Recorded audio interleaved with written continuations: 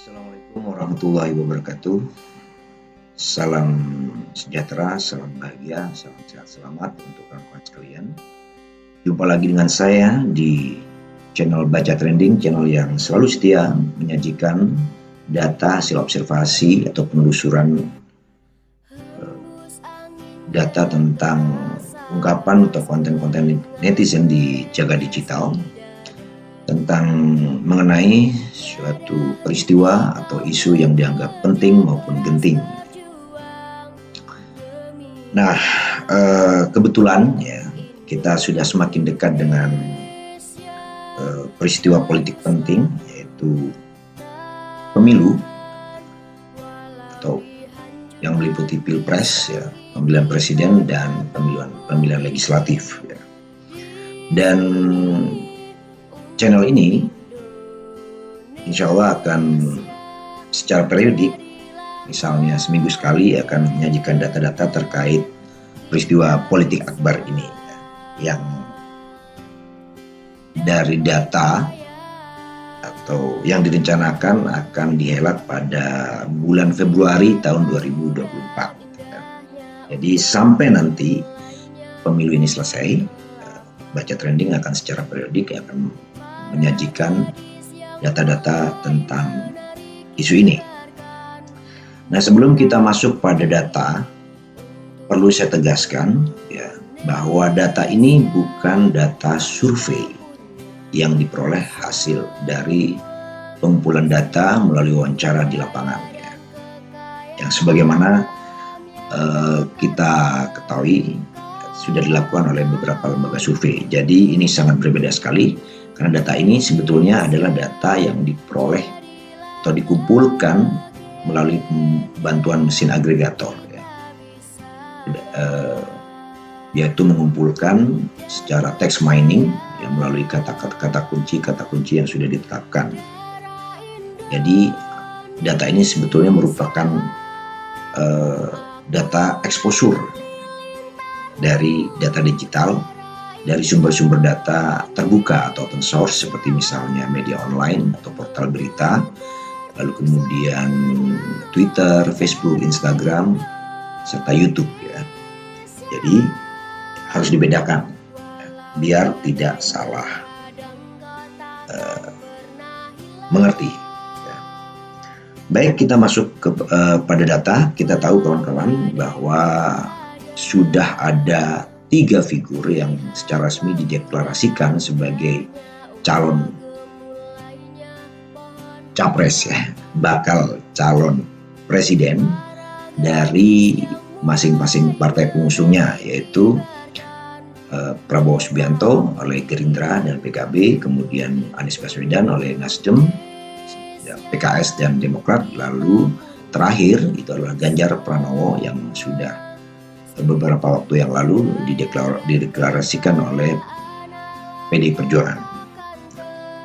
Dan kemungkinan apakah 3 figur ini akan bertahan sampai nanti berkontestasi di 2024, atau mungkin ada penambahan, ya, misal ada tambahan menjadi 4 kontestan gitu, ya, 4 figur yang akan bertarung, atau bahkan mungkin menjadi 2, itu tergantung dari dinamika politik yang ke depannya. Nah, kawan-kawan sekalian, kita langsung saja masuk pada data, ya, untuk melihat semacam apa profil, ya, atau konten-konten netizen di jagat digital tentang dari ketiga baca pres ini.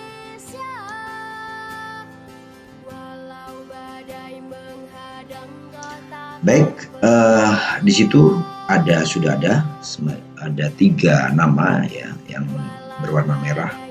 Itu ada Ganjar Pranowo, ya. Ganjar Pranowo ini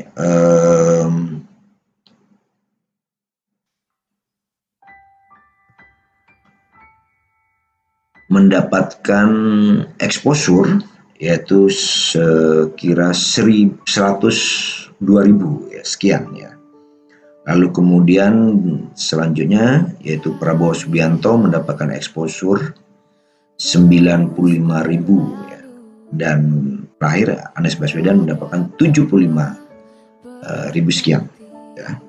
Ini exposure. Exposure itu berupa konten, ya, berupa apakah itu di YouTube atau pemberitaan, atau mungkin unggahan-unggahan dan percakapan-percakapan di media sosial seperti Twitter, Instagram, dan Facebook. Ya. Nah, yang di bawah ini itu ada Ganjar Pranowo 30%, 37,3% ya. Dari kalau kita persentase dari angka absolutnya ini 100.000, itu kita presentasikan menjadi 37,3%. Lalu Prabowo Subianto mendapatkan 34,9 exposure ya. Dan selanjutnya Anies Baswedan itu mendapatkan 27,8. Sekali lagi kawan-kawan, 3 persentase ini bukan data tentang elektabilitas ya, supaya nanti tidak salah pahami, karena seringkali beberapa lembaga-lembaga media monitoring justru sering beberapa, tidak semua, mengacaukan itu ya, seolah-olah ini hasil memperlihatkan tentang elektabilitas sebagaimana hasil survei ya. Ini bukan, tetapi ini exposure ya, exposure ya, netizen di jaga digital ya. Nah, kalau di sini kalau kita lihat Ganjar memang masih memimpin dengan 37,3% ya.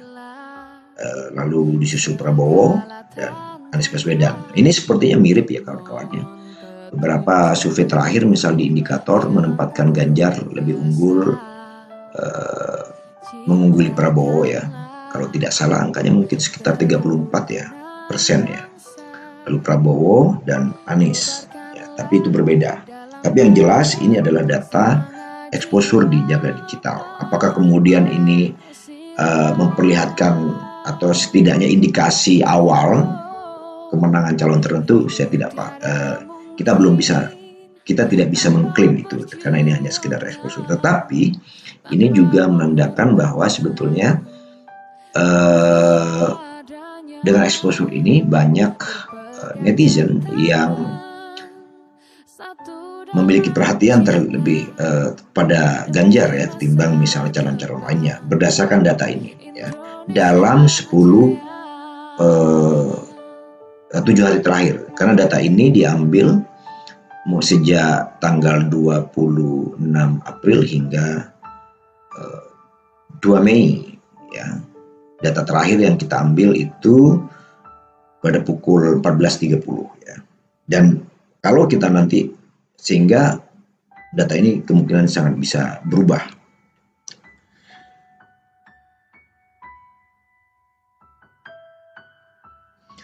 Nah, kalau kita lihat dari exposure itu, kita lihat misalnya berdasarkan peta ya, tampaknya memang exposure Ganjar dan Anies itu relatif lebih merata ya, relatif lebih merata, terdistribusi ke hampir seluruh provinsi yang ada di Indonesia. Ya. Kita lihat di situ di Sumatera, lalu kemudian Kalimantan, Jawa, ya, Sulawesi, Nusa Tenggara Timur, Nusa Tenggara Barat, Maluku, dan Papua. Nah, kalau kita lihat di sini di Jawa misalnya, kita zoom di Jawa, ternyata Ganjar di sini ya, Ganjar ini yang warna merah ya, itu cukup dominan exposure-nya di Jawa Tengah, lalu kemudian Yogyakarta dan Jawa Timur ya.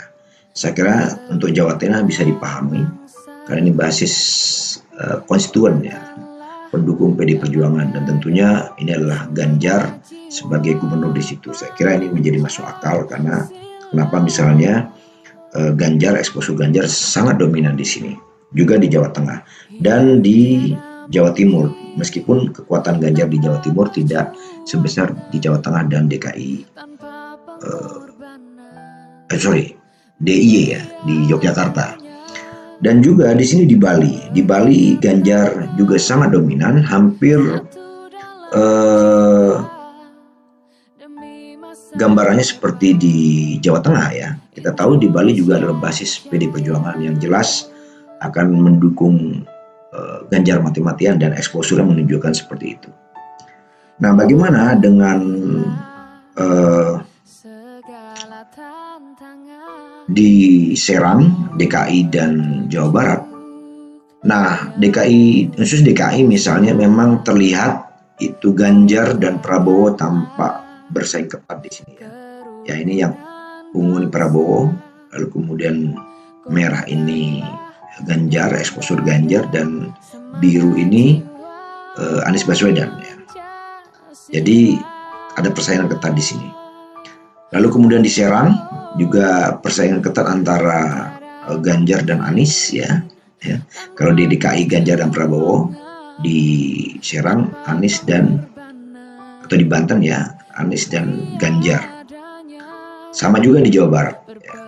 Ya, ini biasanya kalau kita lihat sepertinya kalau dulu antara Pak Jokowi dan Prabowo pada Pilpres 2009, sepertinya memang area ini, wilayah ini, ketiga wilayah ini sebetulnya lebih dikuasai oleh Prabowo ya, tapi mungkin karena ada tokoh baru, figur baru, tampaknya persaingan eksposur Prabowo mendapatkan persaingan cukup ketat ya, terutama oleh Ganjar ya.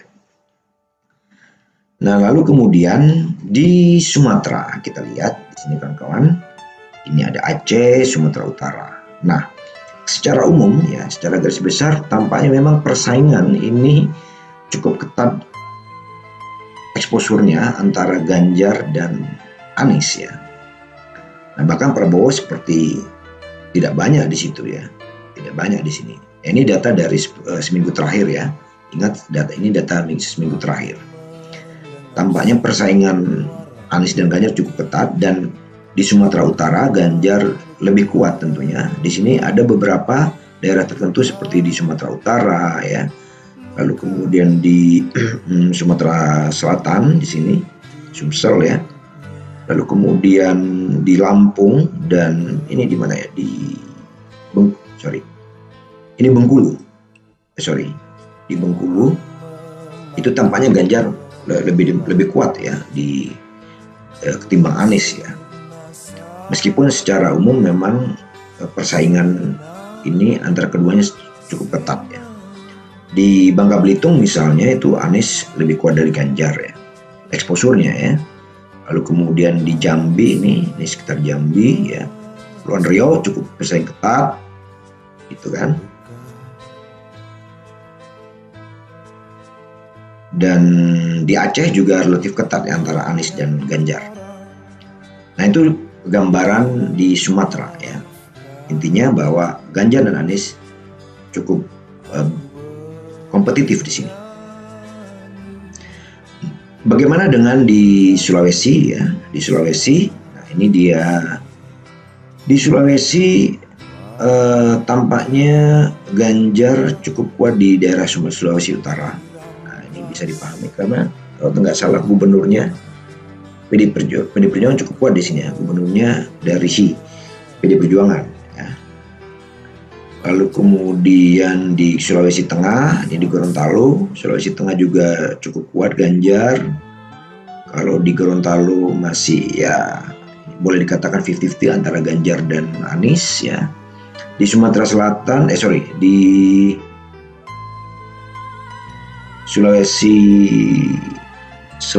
Selatan ini tampaknya Anies lebih kuat, dan di Sulawesi Tenggara ya, itu keduanya antara Anies dan Ganjar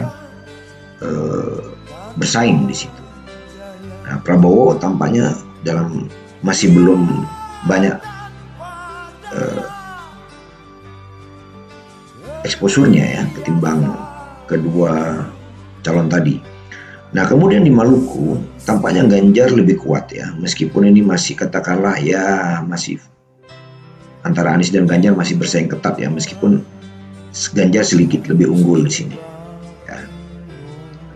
Lalu kemudian di NTB, ini tampaknya Anies sangat dominan kawan-kawan ya. Tampaknya Anies sangat dominan. Lalu di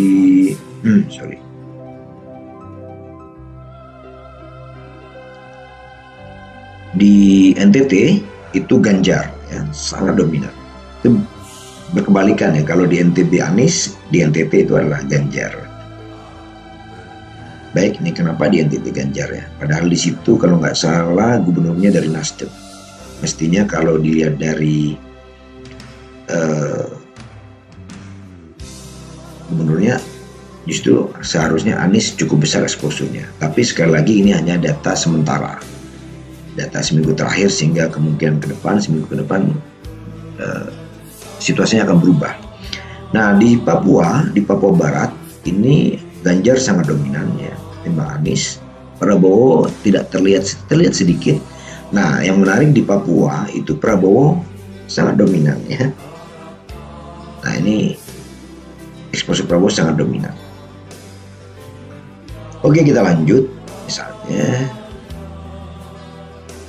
di Kalimantan. Nah di Kalimantan ini sekali lagi hampir situasi hampir sama dengan Sulawesi. Ganjar lagi-lagi, Ganjar dan Anies itu bersaing ketat ya. Ada provinsi tertentu yang Ganjar mendominasi, ada di lainnya Anies sangat mendominasi ya. Ini terlihat bahwa di Sumatera eksposur Anies dan Ganjar bersaing ketat, dan sepertinya Prabowo hanya terlihat di Kalimantan Timur dan Kalimantan Selatan ya.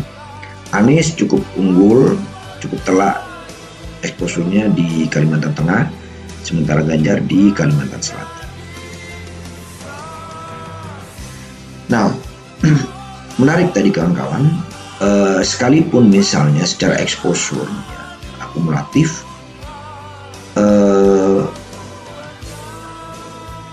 eksposur Prabowo Subianto lebih besar ketimbang Anies, tetapi ketika kita lihat engagementnya, artinya interaksinya dalam mengomentari, merespon konten-konten atau percakapan, tampaknya Anies Baswedan itu lebih banyak menarik perhatian ketimbang Prabowo ya.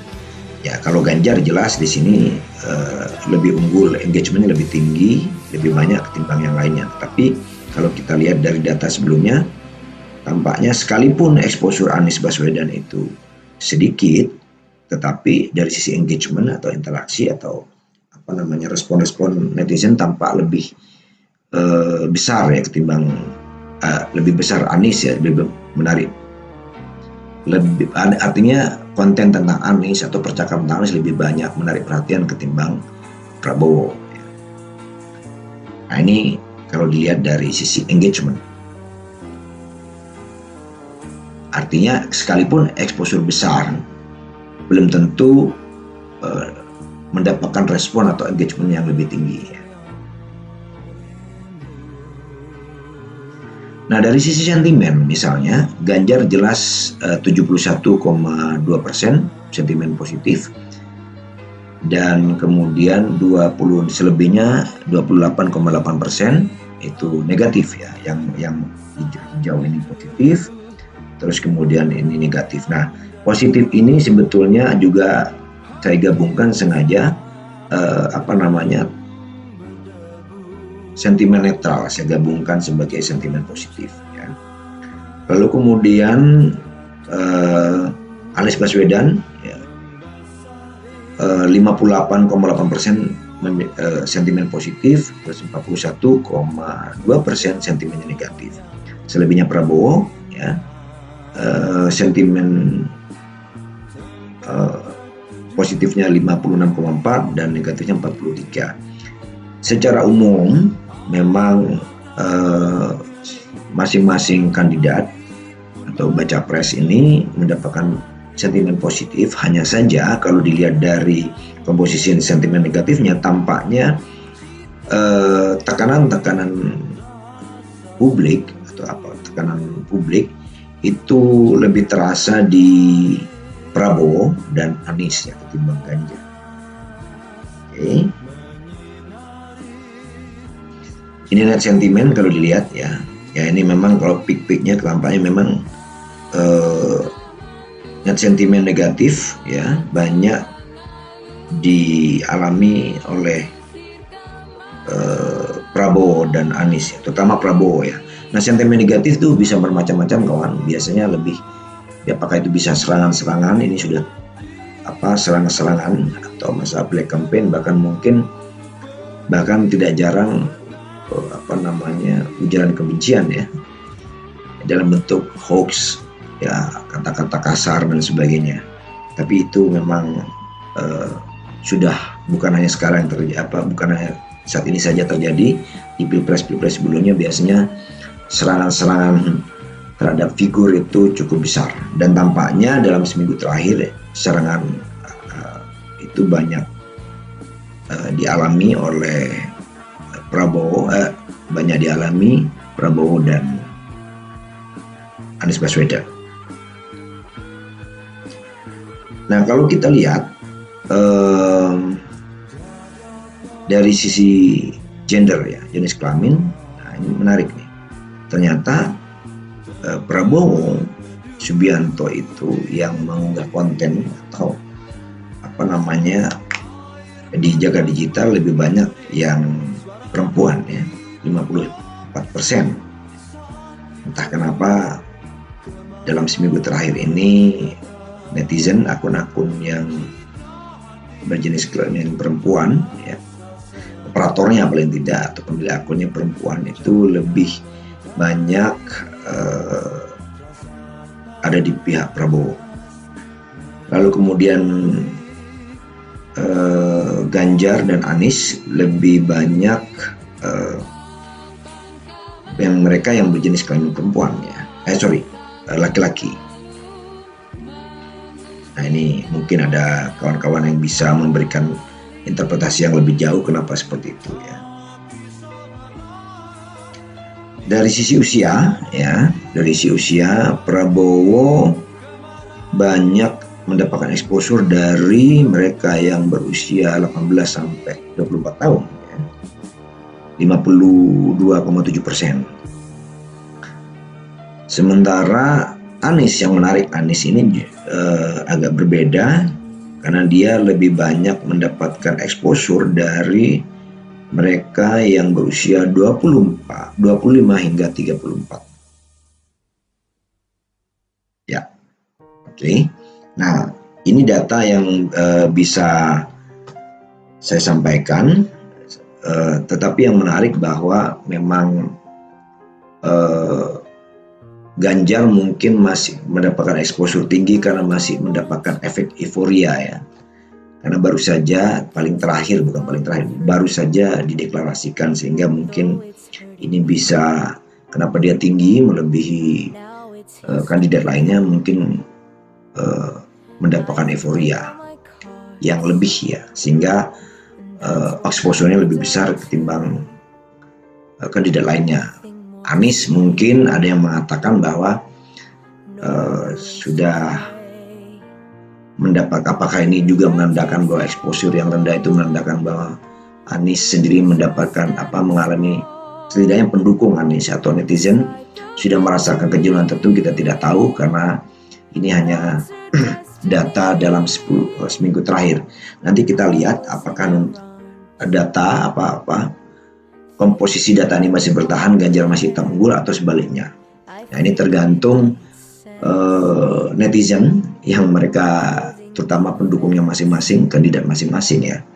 Karena exposure ini juga sedikit banyak akan memengaruhi pilihan-pilihan atau pandangan-pandangan